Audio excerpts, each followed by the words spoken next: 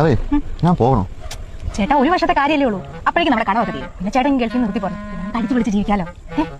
നീ എന്തിനു ദുബായിക്ക് പോകുന്നേ? അത് കടം തീർക്കാൻ. അപ്പൊ മോളെ വിളിച്ചു. അത് ലോൺ എടുക്കും. അപ്പൊ മറ്റേതോ? അത് കടം. മനസ്സിലായില്ലേ? 2 വർഷം കഴിഞ്ഞു, നമ്മളെ കടമെല്ലാം തീർന്നു. ഞാനങ്ങ് നിർത്തി പോരട്ടെ.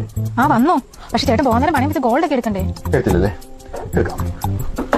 അതെ സ്വർണ്ണമെല്ലാം എടുത്തു, നിർത്തട്ടെ ഞാൻ. മൂത്തവളെ എഞ്ചിനീയറിംഗ് വിടണമെന്നാ പറയുന്നത്. പൈസ എന്തെങ്കിലും വേണ്ടേ? വേണം.